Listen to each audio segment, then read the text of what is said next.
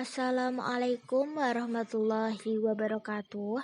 Kami dari kelompok 3 akan menjelaskan materi tentang konsep perkembangan manusia mulai masa bayi hingga dan tugas perkembangannya. Sebelum memulai presentasi, mari kita berdoa sesuai kepercayaan masing-masing. Berdoa mulai.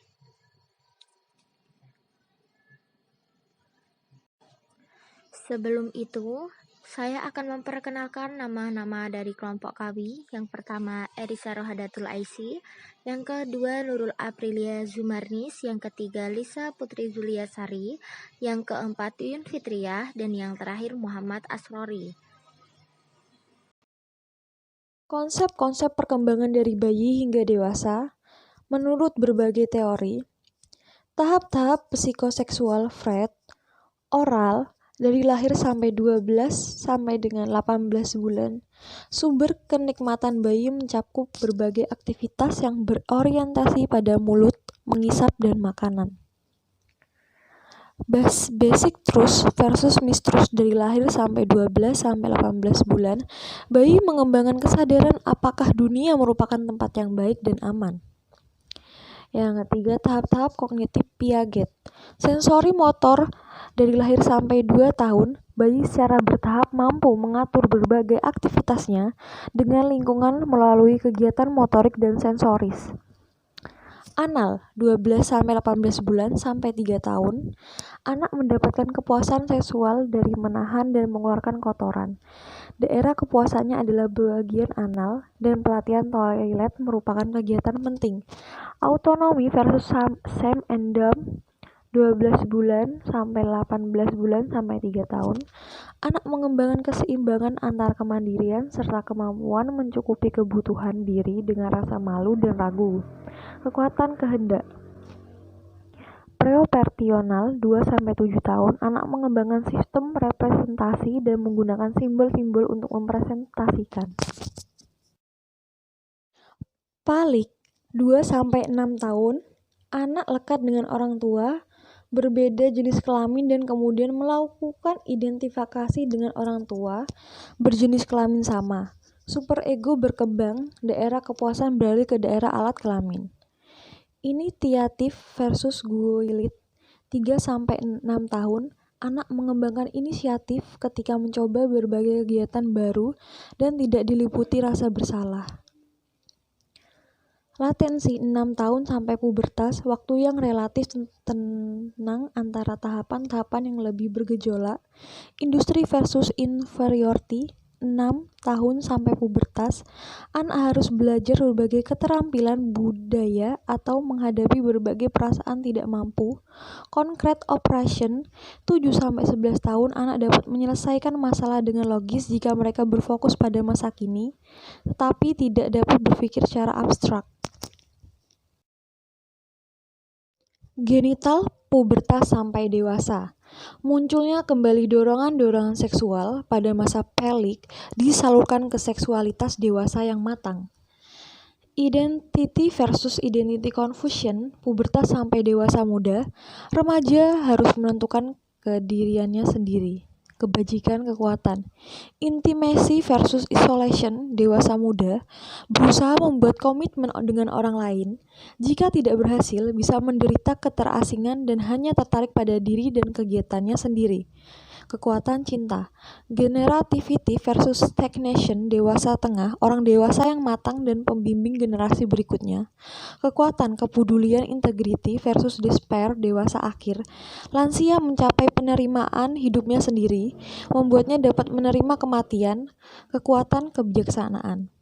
Formal oppression 11 tahun sampai dewasa dapat berpikir secara abstrak, menangani situasi-situasi perumpamaan dan berpikir mengenai berbagai kemungkinan. Secara umum, tahap prenatal konsepsi sampai kelahiran.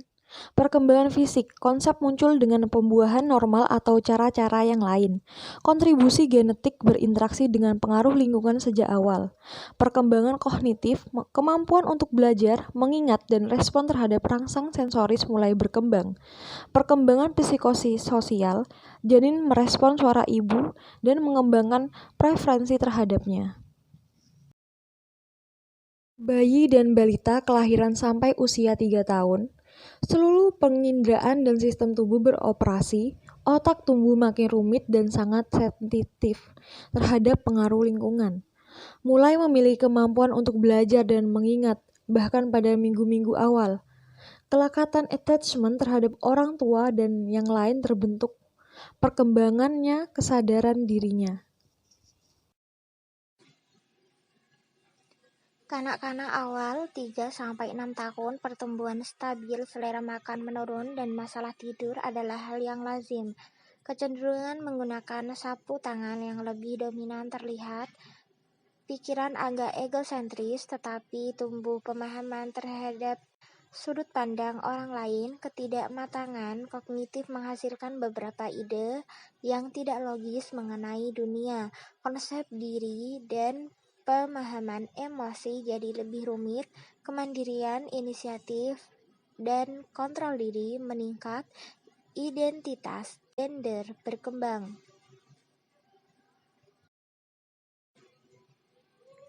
Kanak-kanak tengah 6-11 tahun pertumbuhan melambat, kekuatan dan keterampilan atletik meningkat. Penyakit pernafasan adalah yang lazim, tetapi kesehatan pada umumnya lebih baik dari masa lainnya dalam rentan kehidupan. Egosentrisme berkurang, anak-anak mulai berpikir logis tetapi konkret. Ingatan dan keterampilan bahasa meningkat. Kognitif yang sudah berkembang membuat anak-anak mendapatkan manfaat dari sekolah formal. Remaja 11 sampai sekitar 20 tahun pertumbuhan fisik dan perubahan lainnya berlangsung cepat dan ekstrim. Kematangan reproduksi berlangsung. Kemampuan untuk berpikir abstrak dan menggunakan penalaran ilmiah berkembang. Pencarian identitas mencakup identitas seksual menjadi pusat hubungan dengan orang tua secara umum baik. Dewasa muda 20-40 tahun, kondisi fisik memuncak kemudian sedikit menurun. Pilihan gaya hidup mempengaruhi kesehatan, pikiran dan penilaian moral menjadi lebih rumit, membuat pilihan atas pendidikan dan pekerjaan. Berbagai trait dan gaya kepribadian relatif stabil. Perubahan kepribadian mungkin dipengaruhi oleh tahapan dan peristiwa kehidupan. Dewasa tengah 40-65 tahun, kemunduran yang melambat pada kemampuan sensoris, kesehatan, stamina, dan kekuatan dimulai. Perempuan mengalami menopause. Kemampuan mental berada dalam kondisi puncak, memiliki keahlian dan keterampilan yang tinggi dalam menyelesaikan masalah praktis. Pemahaman identitas terus berkembang. Transisi kehidupan parubaya mungkin terjadi. Dewasa tua 65 tahun ke atas. Kebanyakan orang sehat dan aktif meskipun kesehatan dan kemampuan fisik secara umum menurun.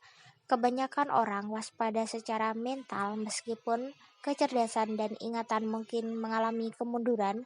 Pada beberapa bidang, kebanyakan orang menemukan cara untuk mengimbanginya. Pensiun dari pekerjaan mungkin memberikan pilihan baru untuk memanfaatkan waktu. Hubungan dengan keluarga dan teman-teman dekat dapat memberikan dukungan yang penting.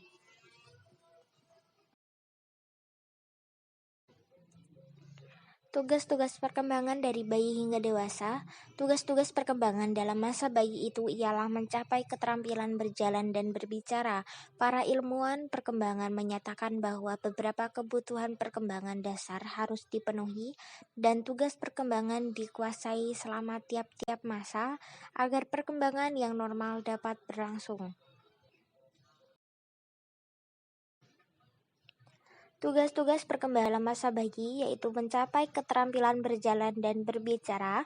Tugas-tugas perkembangan dalam masa kanak-kanak yaitu belajar bergaul dengan teman dari kedua jenis kelamin, misalnya pada kelompok bermain dan taman kanak-kanak.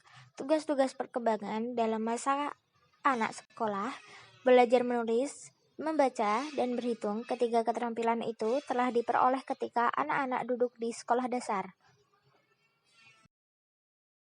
Tugas-tugas dalam periode remaja adalah 1. Memperoleh sejumlah norma-norma dan nilai-nilai. 2. Belajar memiliki peranan sosial sesuai dengan jenis kelamin masing-masing. 3. Menerima kenyataan jasmania serta dapat menggunakannya secara efektif dan merasa puas terhadap keadaan tersebut. 4. Mencapai kebebasan dari ketergantungan terhadap orang tua dan orang dewasa lainnya. 5. Mencapai kebebasan ekonomi. Selanjutnya, yang keenam, mencapai kebebasan ekonomi. 7. Mempersiapkan diri untuk menentukan suatu pekerjaan yang sesuai dengan bakat dan kemampuannya. 8. Memperoleh informasi tentang perkawinan dan mempersiapkannya. 9. Mengembangkan kecakapan intelektual dan konsep-konsep tentang kehidupan bermasyarakat. Terakhir, memiliki konsep-konsep tentang tingkah laku sosial yang perlu untuk kehidupan bermasyarakat. Selanjutnya, tugas-tugas perkembangan adolesen sebagai berikut. 1. Bergaul dengan teman sebaya dari kedua jenis kelamin. 2. Mencapai peranan sosial sebagai pria atau wanita. 3. Menerima keadaan fisik sendiri. 4. Memilih dan mempersiapkan lapangan pekerjaan. 5. Memilih pasangan dan mempersiapkan diri untuk hidup berkeluarga. Tugas perkembangan dewasa muda mencakup pembentukan gaya hidup yang mandiri, pekerjaan, dan biasanya keluarga. Selama masa dewasa tengah, kebanyakan orang harus berhadapan dengan beberapa kemunduran dalam kemampuan fisik. Pada masa dewasa tua, orang-orang mengatasi kehilangan kemampuan, kehilangan orang yang dicintai, dan mempersiapkan menuju kematian. Jadi, untuk kesimpulannya, perkembangan manusia bahkan sudah dimulai saat masa perkelahiran, menuju masa bayi, masa anak-anak, masa remaja, hingga masa dewasa. Setiap masa perkembangan yang harus dipenuhi atau dikuasai oleh setiap manusia. Manusia diwajibkan mengetahui tugas-tugas perkembangan dari masa ke masa dan berusaha mencari solusi jika mengalami hambatan-hambatan saat proses perkembangan. Sekian materi dari kelompok kami. Semoga bermanfaat bagi kita semua.